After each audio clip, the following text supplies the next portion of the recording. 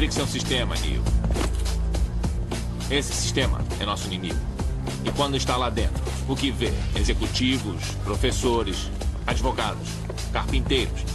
As mentes das pessoas que estamos tentando salvar. Mas até que o façamos, essas pessoas continuam sendo parte do sistema. E isso as torna nossas inimigas. Deve entender.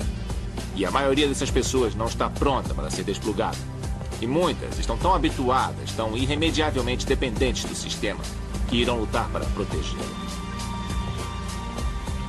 Estava me ouvindo, Neo? Ou estava olhando para a mulher de vermelho? Eu estava... Olhe de novo. Congele.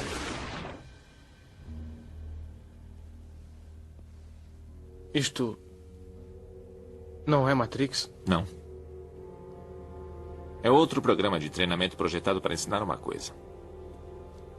Se você não é um dos nossos, é um deles. O que eles são? Programas conscientes. Podem mover-se para dentro e para fora de qualquer software conectado com seus sistemas. Isso quer dizer que qualquer um que não tenhamos desplugado é potencialmente um agente. Dentro de Matrix, eles são todos agentes. E nenhum agente. Sobrevivemos nos escondendo e fugindo deles. Mas eles são os porteiros. Vigiam todas as portas e têm todas as chaves, o que significa que cedo ou tarde, alguém vai ter que combatê-los. Alguém?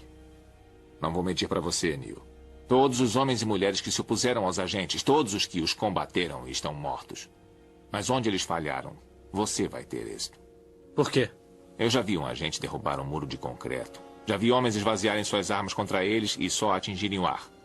Mas sua força e velocidade ainda têm por base um mundo feito de regras. Por causa disso, jamais serão tão fortes ou velozes quanto você pode ser. O que está querendo dizer? Que eu posso me esquivar de balas? Não, Neo. Eu estou dizendo que quando estiver pronto, não vai precisar. Boa tarde, bom dia, boa noite a todos que vão assistir esse vídeo mais tarde, que vão assistir esse vídeo mais pela manhã, ou seja a hora que for. Então, estamos aqui para mais um vídeo. Continuamos os nossos estudos do livro Praticando a Presença e estamos na parte 3 do capítulo 5, Ame o Seu Próximo. Eu comentei no início desta gravação deste capítulo que nós iríamos fazer aqui vários vídeos para procurar entender esse capítulo tão precioso, esse capítulo que nos guia a resolução e apaziguar a nossa consciência sobre todo e qualquer tipo de relacionamento. Então, relacionamento familiar, amoroso, afetivo, todos, é questão de tudo, relacionamento, toda a questão do suprimento, tudo. E hoje quero, humanamente aqui, mandar um abraço especial ao nosso querido professor Sandro Lambert, que está de data comemorativa hoje, então sinta-se abraçado, meu irmão, continue nesta caminhada, ajudando a libertar as almas que estão na escuridão, como foi a minha que estava numa tremenda emergência de conhecer e de saber, uma indignação profunda que deu um start ali de compreender o material do Joel, de estar estudando e ainda continuamos a estudar, continuamos a aprender a cada dia, pois a gente não sabe nada. Estamos iniciando o processo do caminho espiritual. E dentro deste processo, seremos humildes em assumir o nosso desconhecimento destas verdades. Mas quando nós descansamos nesta presença, nós entramos ali num entendimento profundo do que é estar em paz, do que é estar em comunhão com Deus. E até antes de fazer essa meditação, antes de fazer a meditação hoje, pela manhã de manhã, eu me acordei muito emocionado, assim, E aí me veio para mim falar hoje para vocês aqui na questão da Bíblia, no versículo 11 de João, a ressurreição de Lázaro. E aliado com o tema de hoje, que nós vamos tratar aqui do livro Praticando a Presença. Nós vamos continuar a leitura e vai ser tudo relacionado a isso. E a imortalidade, né? Pois é infinito. Então, continuando aqui, meu irmão Sandro Lambert, querido professor, um abraço espiritual da presença e que o infinito e eterno avance em compreensão e luz para trazer ainda mais a compreensão dessas verdades espirituais para todos nós. Obrigado, professor. Então vamos continuar aqui, tá? Continuar a leitura.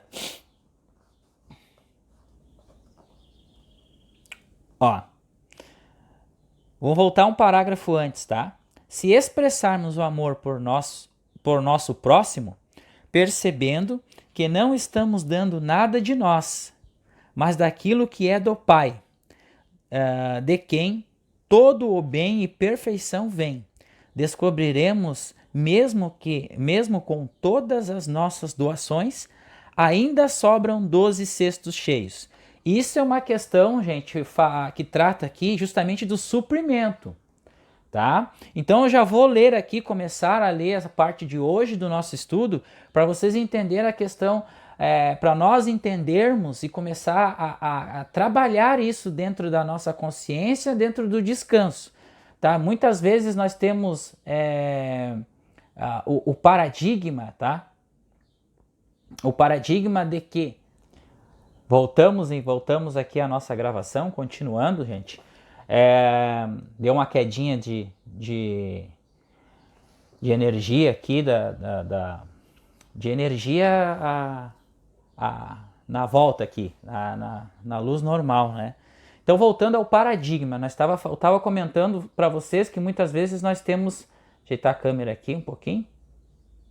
Tudo é na hora aqui, viu, gente? Tudo é na hora aqui, tudo é quem sabe faz ao vivo, ou quem está aprendendo faz ao vivo também, né? Até porque a gente comprou esse novo pedestalzinho aqui, mas tá bom. É isso aí. Tá. Paradigma de que a gente está tirando algo de nós para dar para os outros, tá? Então eu vou continuar a leitura aqui, porque isso é um paradigma, porque nada é nosso aqui. Nada é nosso. Tudo é da presença. Tudo é manifestação de espírito onipresente. Então vamos mais além aqui, ó.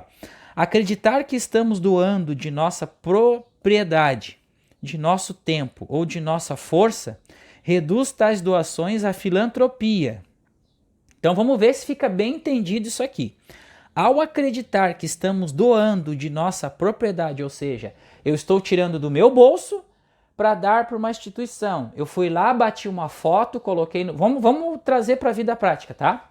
A partir do momento que nós vamos fazer alguma doação, alguma ação, eu já fiz isso, tá, gente? Por isso que eu estou dizendo para vocês, tá? E depois, quando eu comecei a entender essa questão, estudando este livro, me caiu as fichas e eu coloquei muito a mão na cabeça. Mas por que eu fazia isso? Claro, porque nós estamos dentro de uma hipnose universal e nós seguimos com o pensamento de manada. A gente vai lá, a gente está doando alguma coisa, a gente vai lá, bate uma foto, a gente olha aqui como eu sou bom, eu estou doando alguma coisa aqui, agora foram não sei quantos cestos de rancho para as pessoas que estão passando fome, brinquedo para as crianças, vou lá no Facebook, tiro uma foto, faço uma propaganda, publico, Deus está em mim porque eu estou doando para as pessoas. Não, gente, isso é filantropia, tá?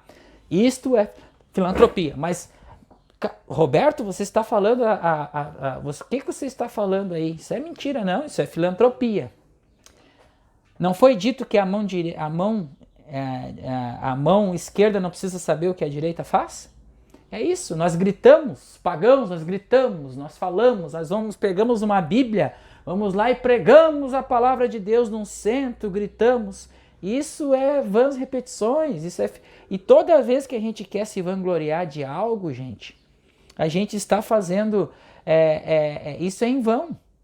Isso é em vão para Deus. Deus não está nessas coisas, tá? Então, se fica bem entendido essa parte aqui, ó, que quando ele fala acreditar que estamos dando de nossa propriedade, de nosso tempo. Ou seja, quando uma pessoa pede uma ajuda, você, eu não tenho tempo para isso. Ou tu vai lá e ajuda a pessoa e depois tu fica, agora tu viu, Deus? Eu ajudei essa pessoa aí, ó. Eu disponibilizei um tempo que eu tinha para ajudar a pessoa. Então agora eu mereço. Isso é barganha, gente.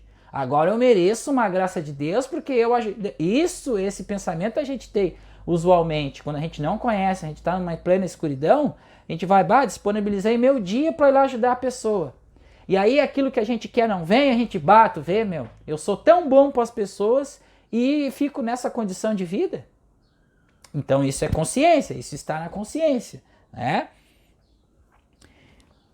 Reduz tais doações ou certas condições de ajuda à filantropia e não traz nenhuma recompensa. Então é por isso que as pessoas, eu dou tanto, eu faço servidão na igreja, faço isso, faço aquilo e estou sempre passando por dificuldade. Por que será, né? É o conteúdo que se tem na consciência ou sistema de crenças. A doação verdadeira vem quando há o reconhecimento de que a terra é do Senhor, ou seja, gente, esse copo d'água, de novo o copo d'água, né? Porque parece que a gente vai ter que repetir essas coisas tão simples, esses exemplos tão simples que a gente dá, gente, exemplos de que a mesa, a cadeira, o computador, o telefone, tudo isso aqui é energia atômica. Tá? Na sua essência, tudo isso aqui é a onda, é a energia, é o espírito onipresente de Deus. O copo, a água, quem vos fala realmente, não é a persona. A persona, a gente sabe que a persona a gente está tratando, a gente tá aqui falando de conteúdos espirituais, sabemos que existe uma persona, sabemos agora que existe um ego, sabemos que existe a questão que foi montado um muro na questão do Roberto Maciel de Oliveira e que esse muro não existe, certo? Então é isso, é a nossa persona, é o RG, o CPF, tá? Então tudo isso aí cai por terra, só existe a essência, só existe o todo. Mas aí devemos praticar essa presença do todo, que é o invisível e o manifesto, todos os dias, tá? 1 minuto, 5 minutos, 30 segundos, que seja, gente. Antes desse vídeo, eu já meditei várias vezes hoje, desde de manhã até agora, tá? Então, o que a gente pode, o que a gente deve fazer, tá? O que a gente deve fazer? É seguir nas questões, tá? Nas questões da prática da presença em si, para que a gente possa ainda a gente possa sentir essa presença de Deus a cada dia, tá? Então, hoje, dia 22 de outubro, tá? Dia 22 de outubro de 2020, tá? Então agora são exatamente 11h20 da manhã, deixa eu só ver o horário aqui. É 11h20 da manhã, bem certinho, ó, a sincronicidade aí, ó. 11h20 da manhã, gente. Então, já meditamos várias vezes, tá? Paramos para fazer reflexões, lemos o livro aqui Ciência e Saúde, estudamos um pouquinho praticando a presença e estamos aqui agora gravando esse vídeo para vocês.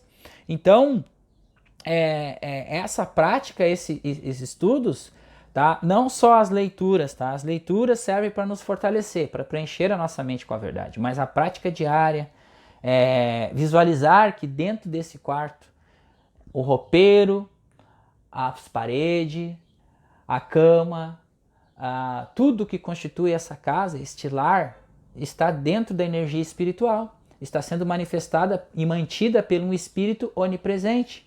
Mantida, porque no interior dessa casa tem energia atômica, tudo é feito de átomo, tudo é energia.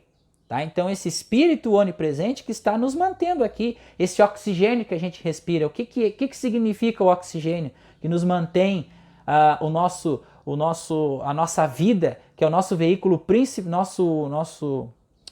o nosso combustível principal da nossa vida é o oxigênio, que é a própria presença de Deus, que entra pelas nossas narinas e nos mantém vivos, gente.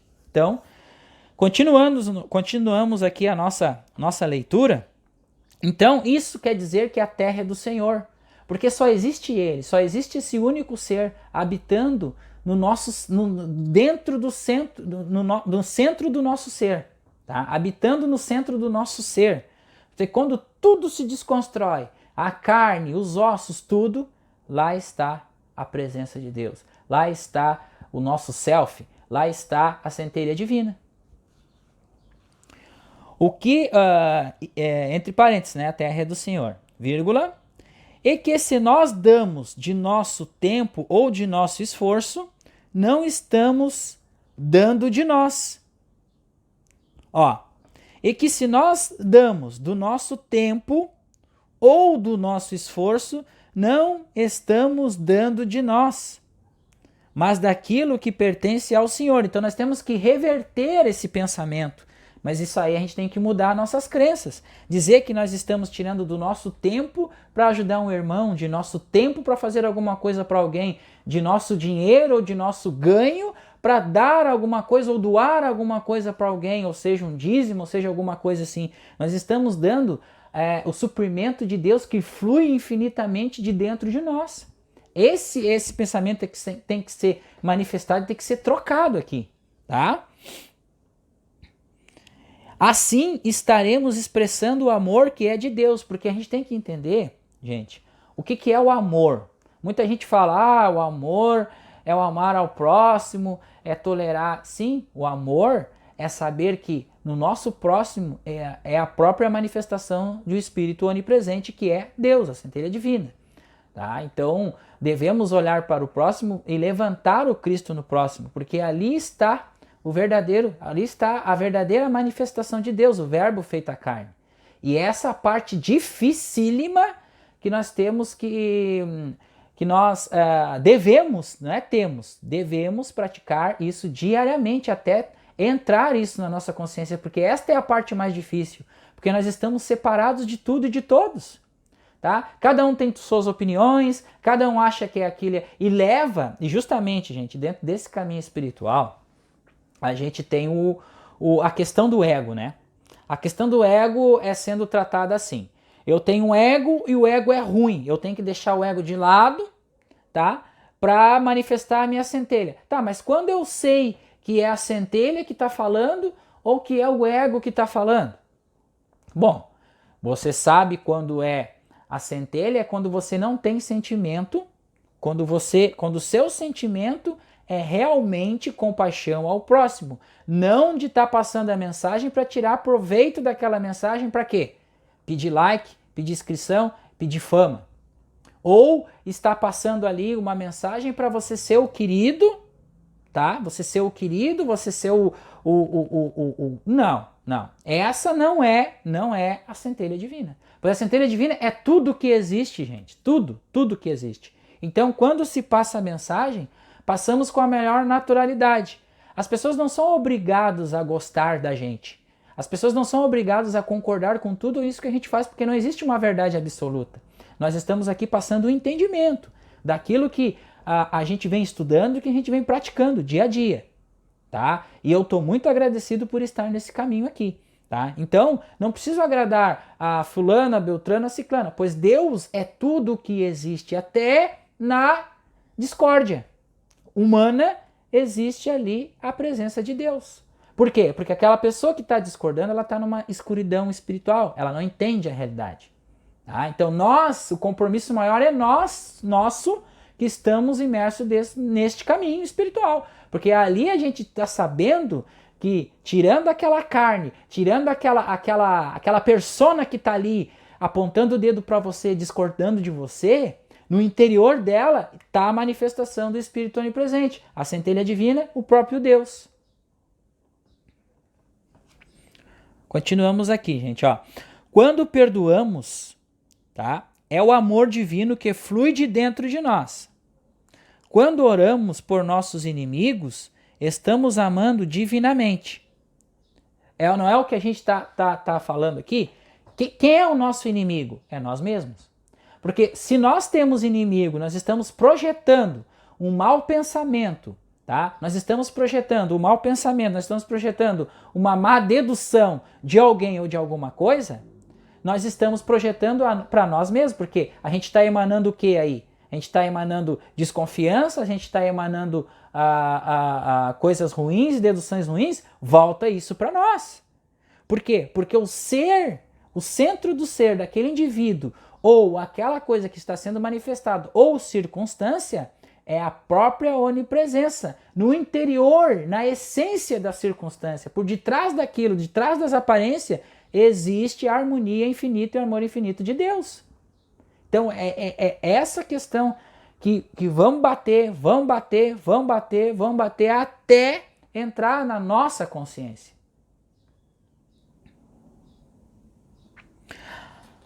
Ao orarmos por nossos amigos, nada lucramos. Olha só aqui, ó. Ao orar por nossos amigos, nada lucramos.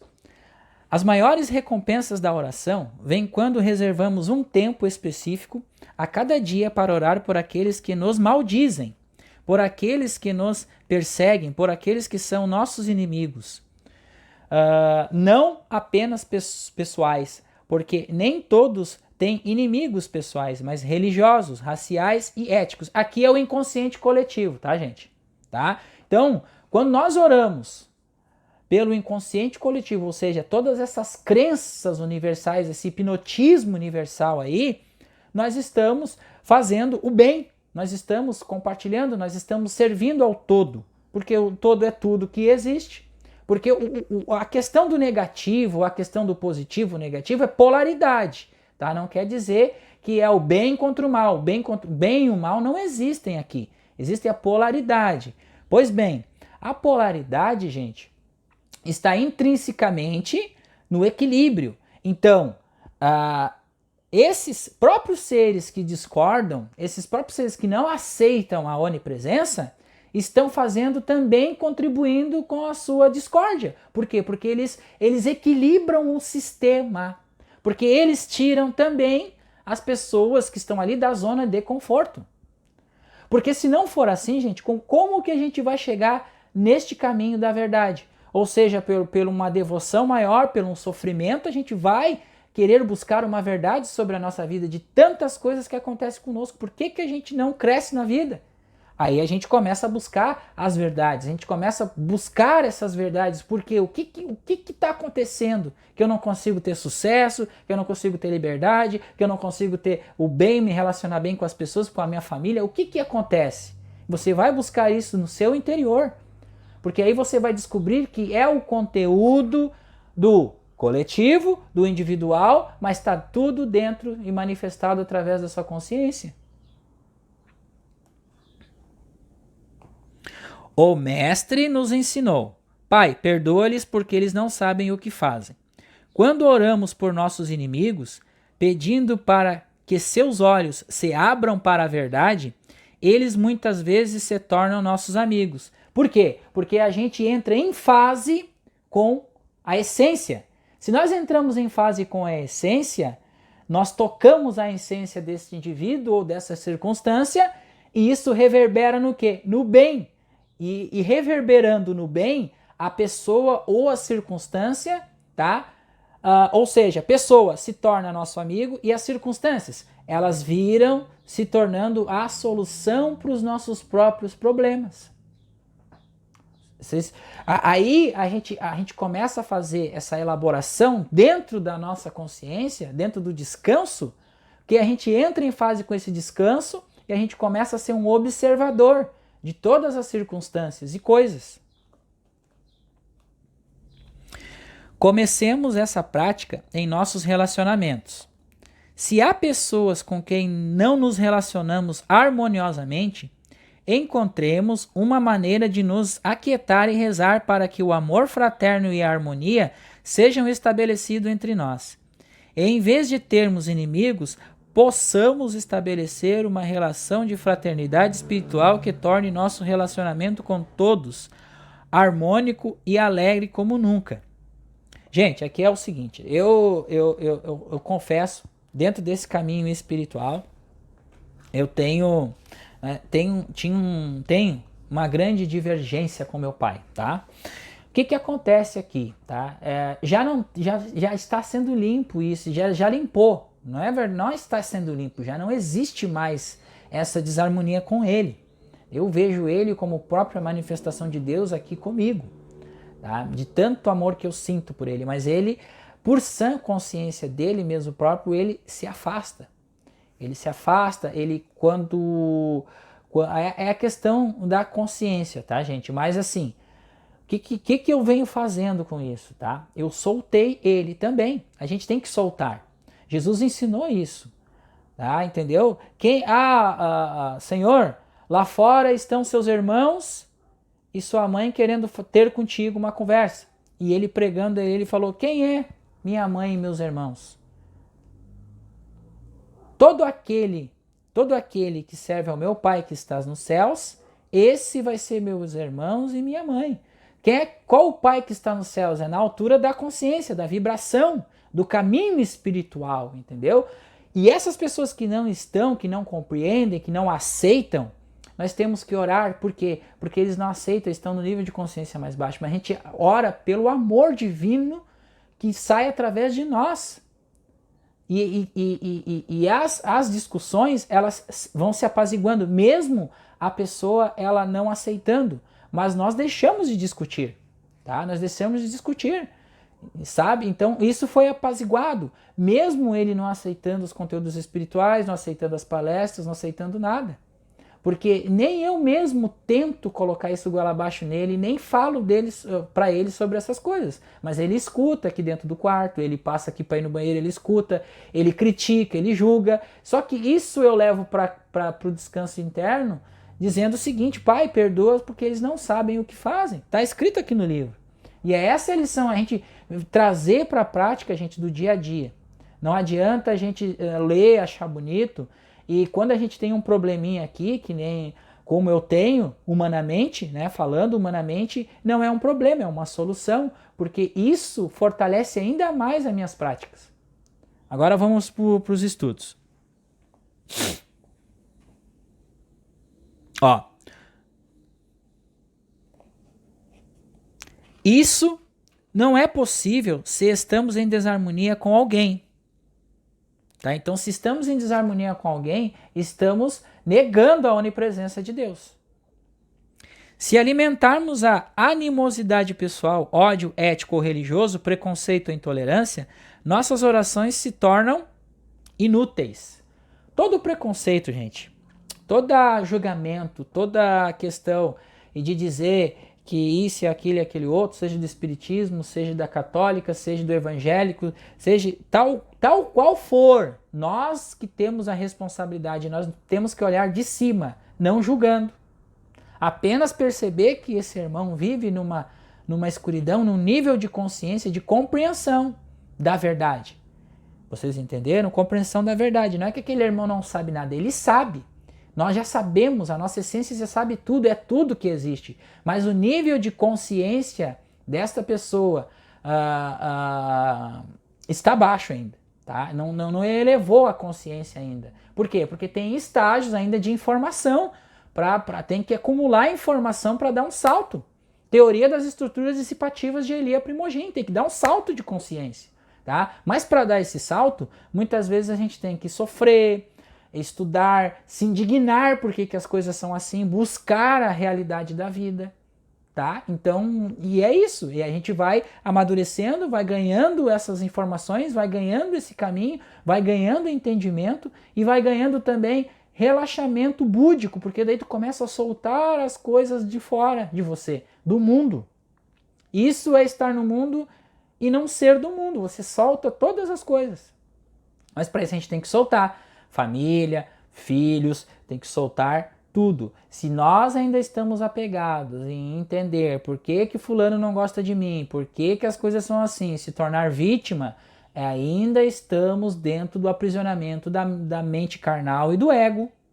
Tá? Então quando nós percebemos que por nós mesmos nós não vamos fazer nada, força alguma, que é a própria onipresença e o Espírito Divino que age através de nós. Mas para isso a gente tem que deixar ele agir.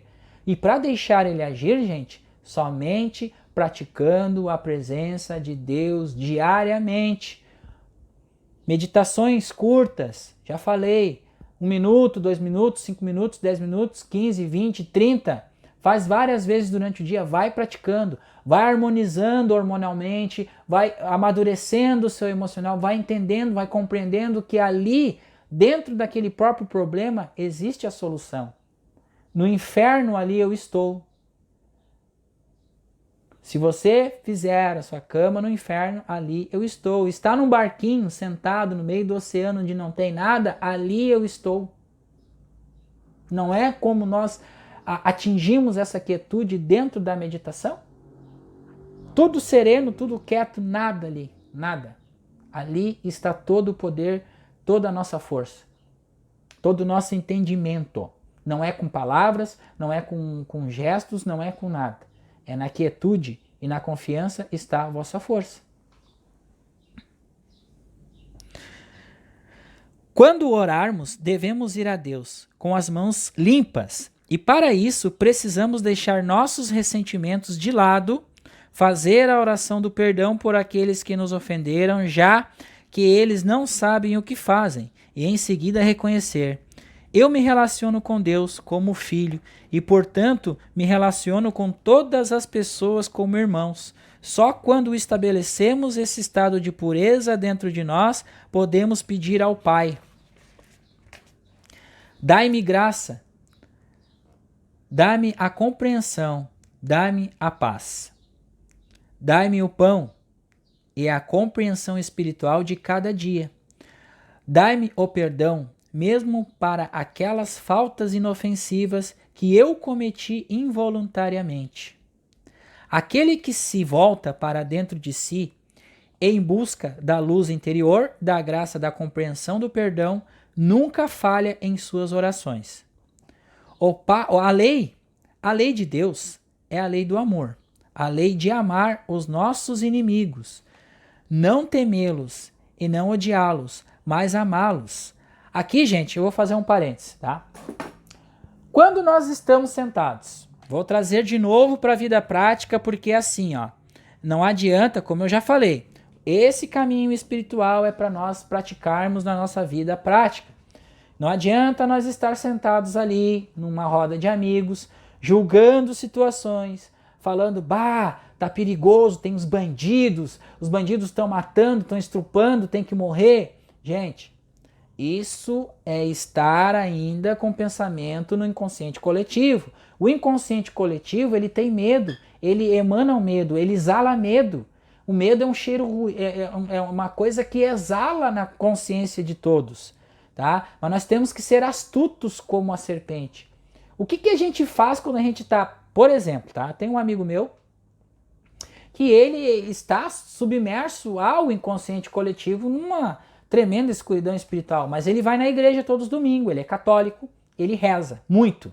Passa a mão tem a imagem de Jesus, ele passa a mão na imagem de Jesus no carro, ele quando chega em casa passa a mão, se benze, mas ele totalmente tem medo da vida, ou seja, ele tem medo de Deus. Então daí ele julga o assaltante, o estrupador, ele quer matar, ele quer que as pessoas façam justiças, mas isso é da crença dele, tá? Então eu, como amigo do lado dele, muitas vezes eu escuto e não respondo, né? Muitas vezes ele sabe que eu não respondo. Ele faz, eu apenas concordo, é isso aí, irmão, tá certo.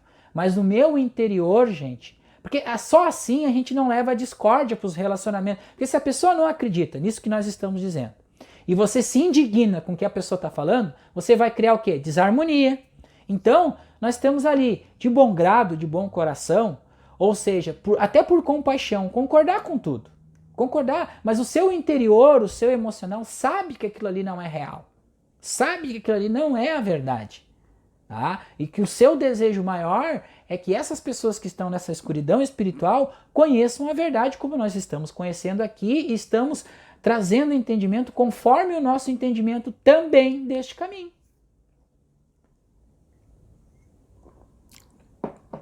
Vamos seguir.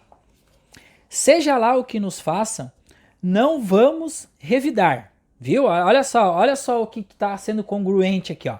Seja lá o que nos façam, não vamos revidar. Resistir ao mal, retalhá-lo ou buscar vingança é reconhecê-lo como realidade.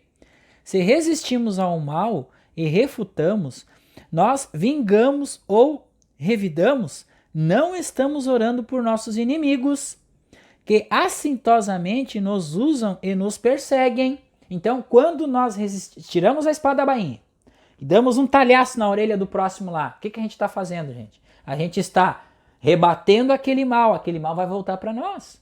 Então, nós não estamos fazendo a oração de Deus, a gente não está fazendo dentro da prática da presença, nós estamos totalmente contra, negando a onipresença de Deus ali. Quando a gente tira a nossa espada da bainha e dá o talhaço, a gente reage à situação, nós estamos agindo por quê? Por puro cérebro reptiliano, ação e reação, dentro da lei kármica. Então nós não estamos vivendo o Dharma. Viver o Dharma é observar, é ajudar conscientemente, aceitar. É muito difícil isso, gente. Quando a gente começa o caminho espiritual, a gente não aceita. Que a gente começa a descobrir a verdade, a gente não entende e não aceita porque tanto sofrimento nesse mundo, porque esse mundo é a própria manifestação de Deus. Mas aí vem o entendimento que cada um tem sua individualidade, esse ego, né? Então, cada um entende a verdade da sua maneira, cada um pensa em Deus da sua maneira, cada um idealiza Deus de sua forma, enquanto a pessoa ainda está imersa nessa escuridão, embaixo da água, porque o Espírito de Deus ele paira sobre as águas. Não está lá no primeiro capítulo da Gênesis? Tudo o que ele fez, ele viu que era bom. Então, se tudo o que ele fez, ele viu que era bom, inclusive nós somos bons, nós já somos bons.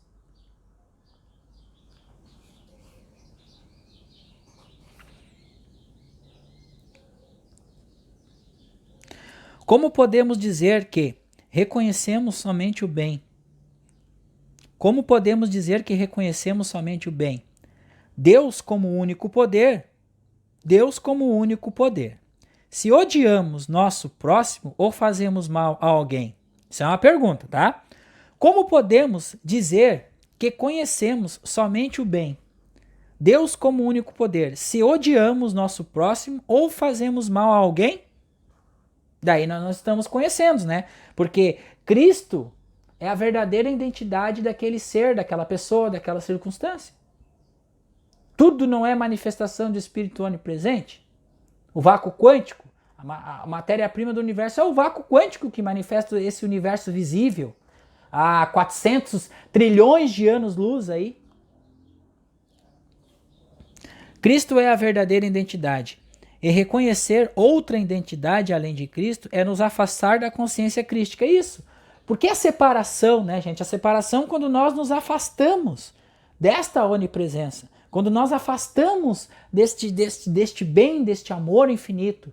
Porque o bem e o amor infinito é uma única energia. Mas dentro dessa energia, capaz que o ego vai aceitar. Por quê? Porque lá não tem onde se agarrar, não tem onde se apegar, não tem nada. Tá? Você solta, você flui divinamente. Por quê? Porque você está fluindo com todos e observando. Assim como o Buda vivia. Tá? Claro, é impossível viver essa vida, gente? Não, não é impossível. Mas nós estamos nesse caminho. Esse caminho é estudo e prática, estudo e prática, estudo e prática. Vai chegar um momento que você vai mais praticar do que estudar. Mas você vai estar sempre preenchendo a sua mente com a verdade. Por quê? Porque qualquer resquício da consciência materialista ainda permanece. Por isso que ele fala no Caminho Infinito que muitos mestres espirituais morrem de doença. Por quê? Porque eles têm ainda resquício da consciência materialista. Tá? Não há outra maneira de ser o Cristo, o Filho de Deus. A mente crística não tem em si nenhum julgamento, nenhuma condenação, nenhuma crítica, mas contempla o Cristo de Deus como atividade do ser individual na sua alma e na minha. Os olhos não compreendem isso porque, como seres humanos, somos bons e maus, mas espiritualmente somos os filhos de Deus. E através dessa consciência podemos enxergar o bem espiritual em cada um.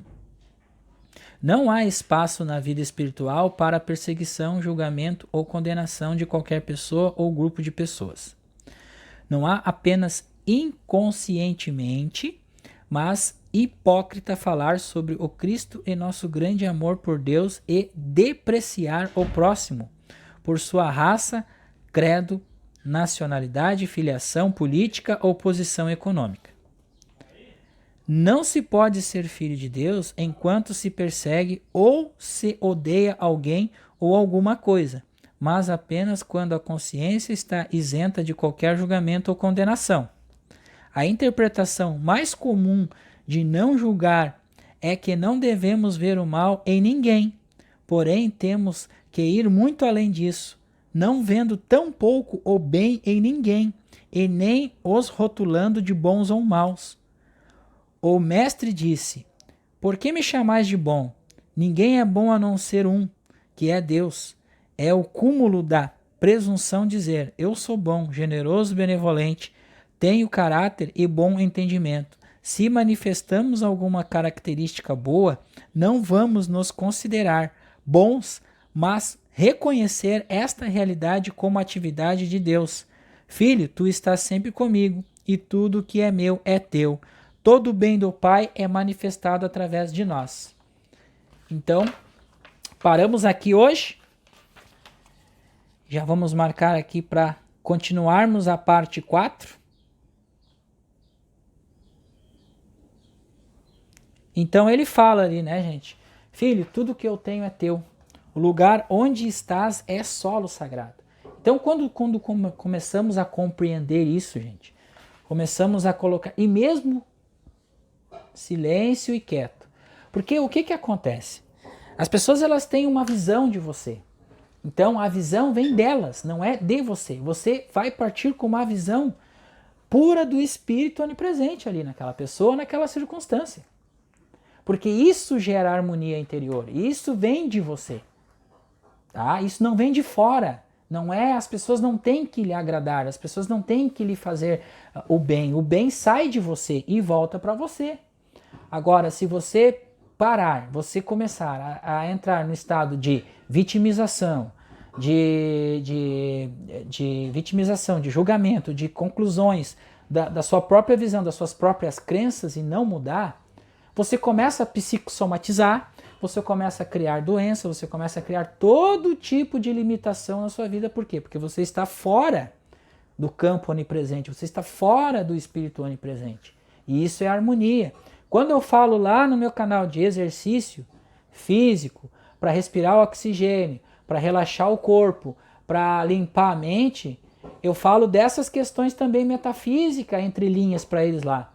Porque só assim a gente vai começar a ter conhecimento do nosso corpo. Nosso corpo é perfeito.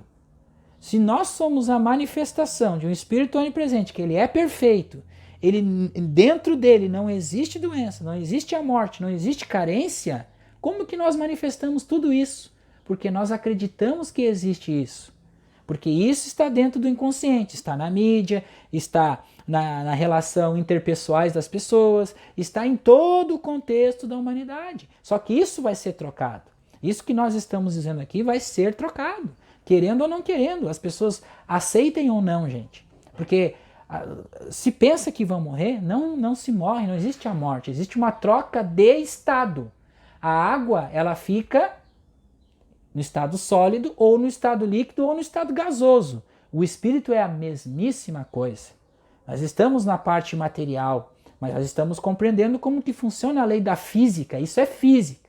Não é religião, não é crença, é física. Quando você começa a estudar o interior do átomo, você pega lá próton, nêutron, elétron, você pega um próton, você tem quarks, pega os quarks, tem o bóson de Higgs, a supercorda, e por último você vai olhar, tem um oceano de energia vivo que está manifestando e sustentando tudo. Pega um carro, você deixa um carro no tempo, você deixa um carro, ele vai ficar velho, ele vai enferrujar, ele vai parar e ele não vai andar. Então quer dizer que a matéria não tem vida própria. Quem é que dá vida? Quem é que vai andar com aquele carro? Tem que ser uma pessoa, tem que ser um espírito que vai andar com aquele carro.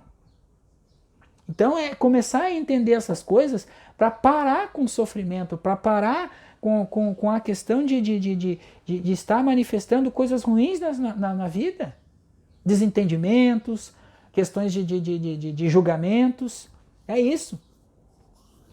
Então vamos falar aqui também agora, gente, mudando um pouquinho a parte da ressurreição de Lázaro, tá? Trazendo para a vida prática isso aqui, eu já marquei aqui a parte 4 do nosso estudo, tá? Então no próximo vídeo a gente vai falar da parte 4. Vou trazer aqui uma reflexão, mas eu vou dar uma lida aqui, tá? João 11, tá? João 11, de 10 a 11, a ressurreição de Lázaro, tá? Estava então enfermo em um certo Lázaro de Betânia, aldeia de Maria e de sua irmã Marta. E Maria era aquela que tinha ungido o Senhor, com ungimento que lhe tinha enxugado os pés com os seus cabelos, cujo irmão Lázaro estava enfermo. Mandaram-lhe, pois, suas irmãs dizer: Senhor, eis que está enfermo aquele que tu amas. Porque Jesus ele gostava muito do Lázaro, ele amava o Lázaro como se fosse um irmão dele mesmo, tá? Jesus, ouvindo isso, disse: esta enfermidade não é para a morte, mas para a glória de Deus. Por que ele falava isso, né? Porque esta enfermidade não é para a morte, mas é para a glória de Deus, porque na consciência dele não existia a tal morte, porque ele já estava unificado com o todo. Para que o Filho de Deus seja glorificado por ela. Quem é o Filho de Deus? É a consciência crística. É o próprio Cristo vivo. Ora, Jesus amava a Marta e sua irmã e Lázaro. Então toda a família, eles tinham uma convivência com Jesus ali. Ouvindo, pois, que estava enfermo, ficou ainda 2 dias no lugar onde estava. Porque Jesus ele tinha tanta confiança, tanta fé, que ele não deu bola pela enfermidade do Lázaro. Ele ficou ainda 2 dias meditando e esperando. Ouvindo, pois, que estava enfermo, ficou ainda 2 dias no lugar onde estava. E depois disso, disse aos seus discípulos: vamos outra vez para a Judéia.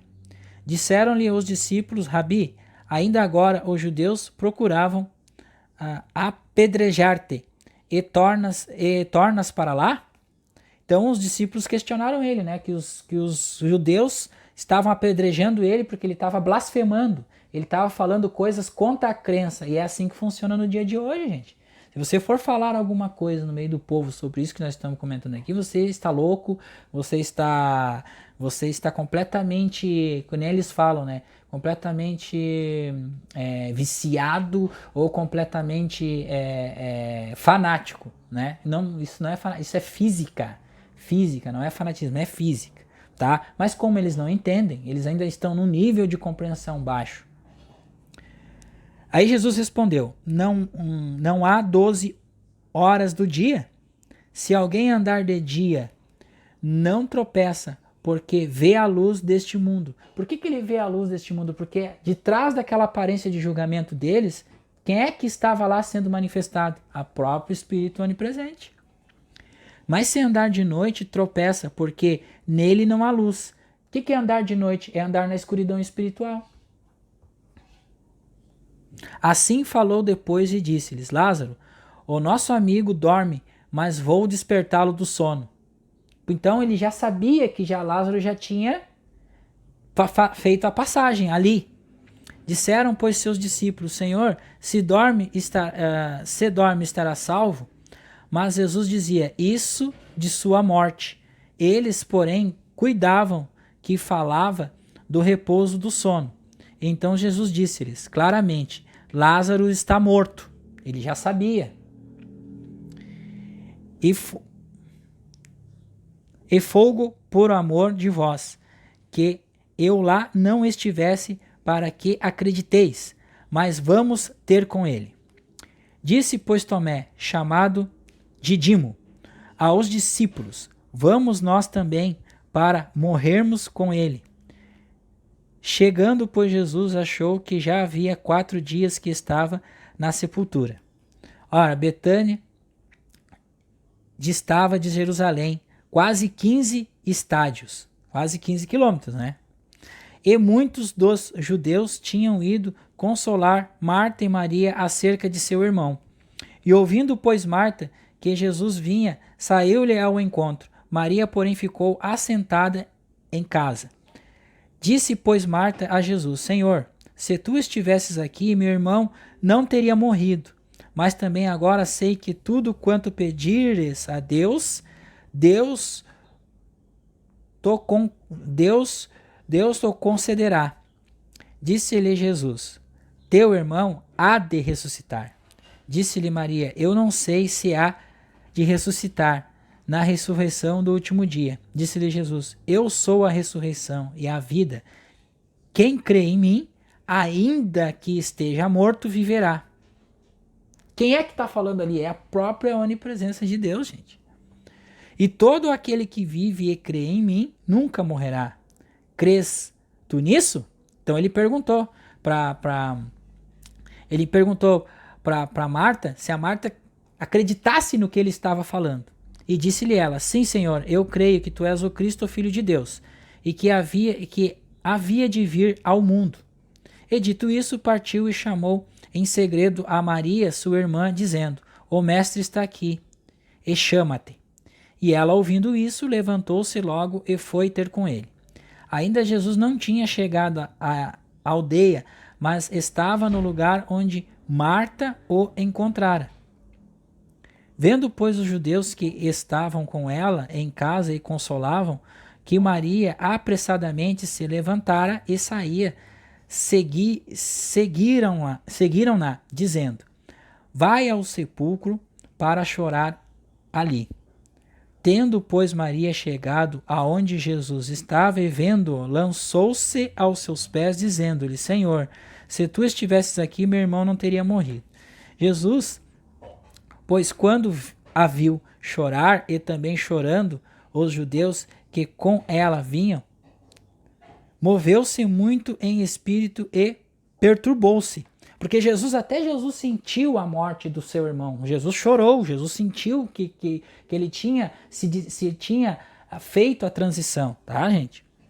E disse: Onde o pusestes? E disseram-lhe: Senhor, vem e vê. Jesus chorou. Tá aqui, ó. Jesus chorou, ele sentiu. Disseram, pois, os judeus: Vede como o amava. E alguns deles disseram: Não podia ele, que abriu os olhos ao cego, fazer também com que este não morresse? Jesus, pois, movendo-se outra vez, muito em si mesmo, foi ao sepulcro. E era uma caverna e tinha uma pedra posta sobre ela. Sempre é a pedra, né, gente? Que a pedra é a consciência, a pedra é a crença. Só que essa crença é removida sem a ajuda das mãos. Disse Jesus: Tirai a pedra, Marta. Irmã do defunto, disse-lhe: Senhor, já cheira mal, porque já de 4 semanas, já está 4 semanas ali, aquele corpo cheirando mal já, decomposição. E disse-lhe Jesus: Não te hei dito que, se creres, verá a glória de Deus? Ele perguntou novamente: Eu não te falei que, se creres em mim, verás a glória de Deus? Tiraram, pois, a pedra, e Jesus, levantando os olhos para o céu, disse: Pai, graças te dou por me haveres ouvido. Então ele já entrou em fase com todo ali, fazendo a oração. Eu bem sei sempre que ouves, mas eu disse isso por causa da multidão que está ao redor, para que creiam que tu me enviastes. E tendo dito isso, chamou com grande voz Lázaro: Vem para fora. E o defunto saiu, tendo as mãos e os pés ligados com faixas e o seu rosto envolto a um lenço, e disse-lhes: Jesus, desligai-o e deixai-o ir. Muitos, pois, dentre os judeus que tinham vindo a Maria e que tinham visto o que Jesus fizera, creram nele.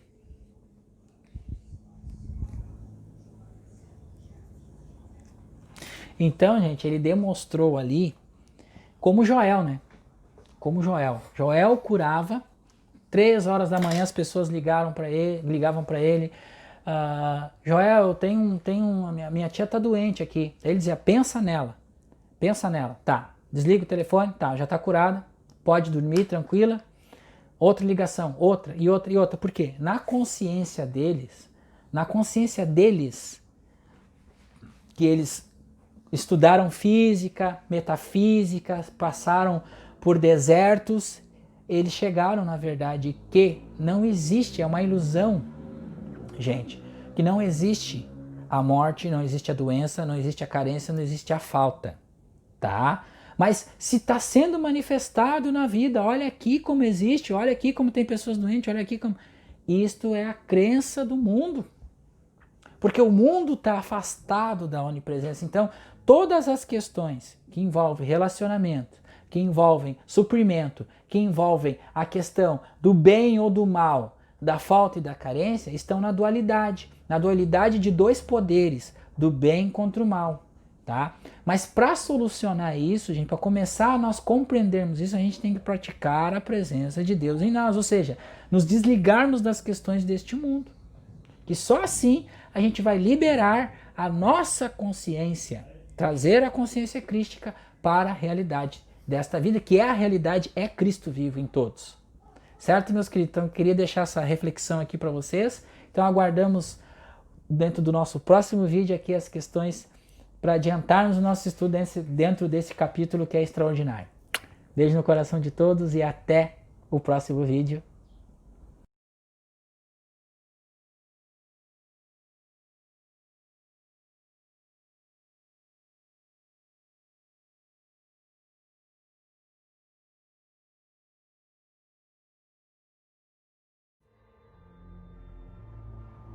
Existe um prédio. Dentro desse prédio há um andar onde nenhum elevador para e nenhuma escada alcança. Esse andar é cheio de portas. Essas portas levam a muitos lugares. Lugares ocultos. Mas uma porta é especial. Uma porta leva à fonte.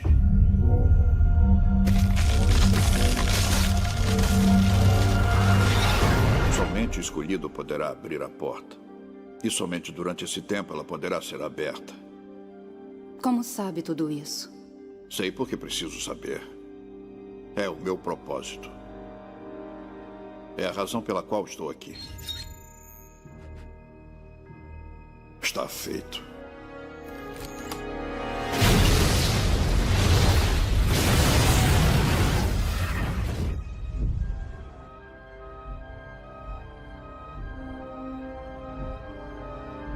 É isso, vamos.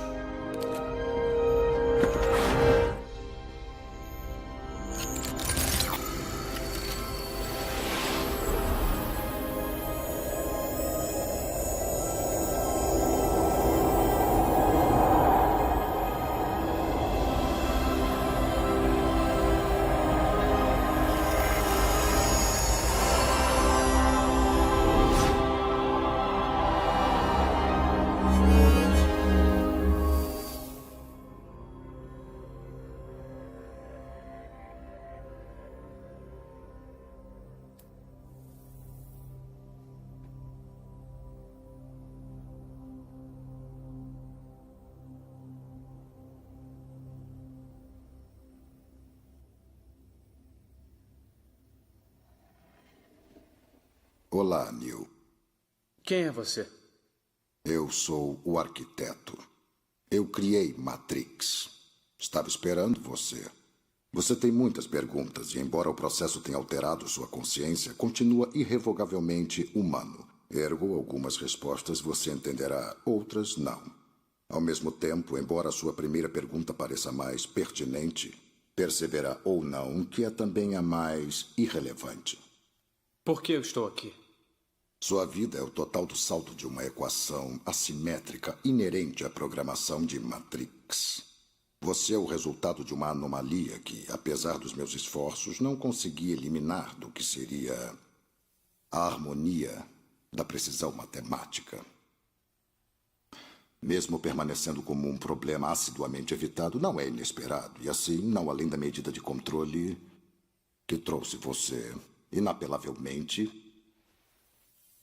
aqui. Não respondeu a minha pergunta. Isso mesmo. Interessante. Foi mais rápido do que os outros. Matrix tem mais tempo do que imagina. Prefiro contar da emergência de uma anomalia básica à emergência da próxima. E no caso, esta é a 6ª versão. Há somente 2 explicações possíveis. Ou ninguém me disse, ou ninguém sabe. Precisamente. Como está sem dúvida percebendo, a anomalia é sistêmica, criando flutuações até mesmo nas mais simples equações.